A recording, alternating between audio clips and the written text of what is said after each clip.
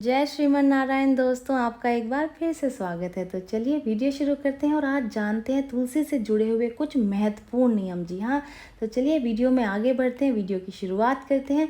तुलसी में जल देने के बाद आपको किस तरीके से परिक्रमा करनी है, आज की वीडियो इसी बात पर आधारित है। हमें तुलसी जी की कितनी परिक्रमा करनी चाहिए और जल अर्पित करते समय हमें किस मंत्र का उच्चारण करना चाहिए और उससे जुड़े हुए नियम क्या हैं। देखिए, हिंदू धर्म में तुलसी के पौधे की पूजा का विशेष महत्व है और आपने तुलसी का पौधा हर घर में, हर घर के आंगन में देखा ही होगा। तुलसी की पूजा करते समय हमें कुछ नियमों को ध्यान में रखना बेहद ही आवश्यक होता है, बेहद ही ज़रूरी होता है। तुलसी में जल अर्पित करने के बाद हमें परिक्रमा किस तरीके से करनी है, किस मंत्र का उच्चारण करना और किस नियम का हमें ध्यान रखना है, आज हम यही जानेंगे। तुलसी के पौधे में माँ लक्ष्मी का वास होता है। कहते हैं कि तुलसी के पौधे की पूजा के दौरान छोटी सी गलती भी माँ लक्ष्मी को नाराज कर सकती है। हिंदू धर्म में तुलसी पूजा का विशेष महत्व है और हर घर के आंगन में तुलसी का पौधा होता है, जिसकी सुबह शाम पूजा की जाती है। शाम के वक्त उसमें दिया भी लगाया जाता है। लेकिन क्या आप जानते हैं कि तुलसी पूजा के नियमों को जानना बेहद ही ज़रूरी है। कहते हैं कि श्रद्धा के साथ तुलसी जी की पूजा करने से घर में माँ लक्ष्मी का वास होता है, घर धन धान्य से परिपूर्ण होता है, घर में सुख समृद्धि भी आती है। साथ ही विष्णु जी की कृपा भी हमें प्राप्त होती है। माँ लक्ष्मी की कृपा पाने के लिए घर में तुलसी का पौधा लगाना ही काफ़ी नहीं होता, बल्कि उसकी नियमित रूप से नियम अनुसार पूजा का भी विशेष महत्व बताया गया है। ऐसा नहीं है कि तुलसी का पौधा आपने लगा लिया और आप पूजा नहीं कर रहे हैं नियमित रूप से, लेकिन आपको, अगर आप चाहते हैं घर की सुख शांति और समृद्धि बनी रहे, लक्ष्मी जी की कृपा आप पे हमेशा ही बरसती रहे, तो नियमित रूप से आपको तुलसी जी की पूजा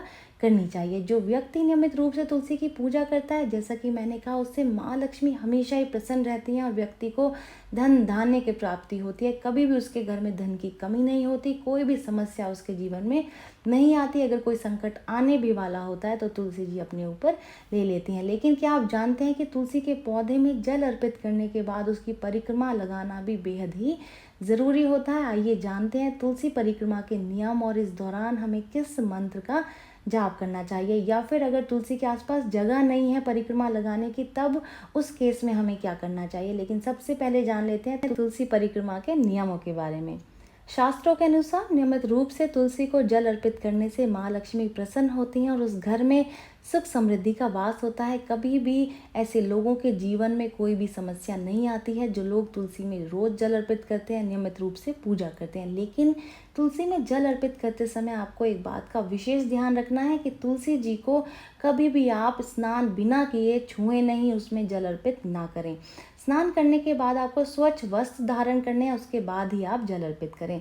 तुलसी जी को जल देने के बाद आपको उनकी परिक्रमा अवश्य ही करनी है और इस बात का ध्यान रखें कि तुलसी जी की परिक्रमा 3 बार की जाती है। ऐसे में आप परिक्रमा करते समय भी जल अर्पित कर सकते हैं। जब आप परिक्रमा कर रहे हो तब आप जल अर्पित करते जाएं और अंतिम परिक्रमा करने के टाइम पर आप जो है पूरा जल ही अर्पित कर दें।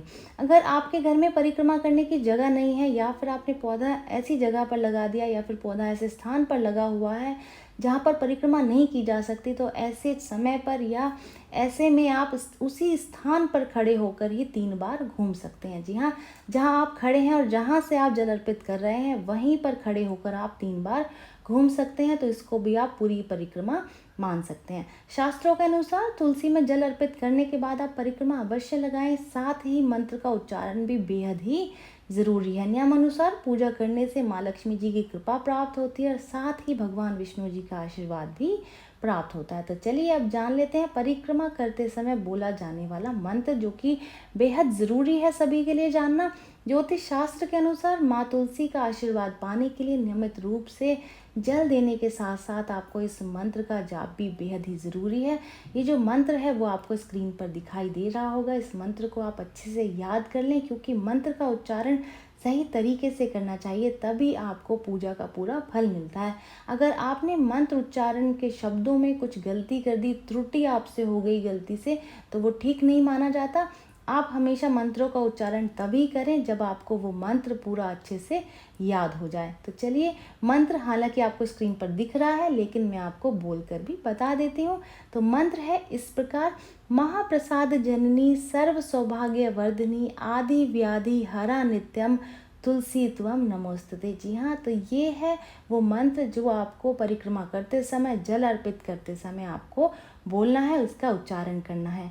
ये मान्यता है कि इस मंत्र के साथ अगर आप जल अर्पित करते हैं और परिक्रमा करते हैं तो माँ लक्ष्मी शीघ्र ही प्रसन्न हो जाती हैं। तो आप इस मंत्र को ज़रूर से याद कर लें और जब भी आप तुलसी जी में जल दें तो इस मंत्र का उच्चारण आप ज़रूर से कर लें। तो चलिए, ये जानकारी यहीं तक ही। उम्मीद है दी गई जानकारी आपके काम आएगी और आप इसका लाभ उठाएंगे। और अब जब भी आप तुलसी जी की पूजा करेंगे तो आप परिक्रमा के नियमों का ध्यान रखेंगे और मंत्र का उच्चारण भी ठीक से करेंगे।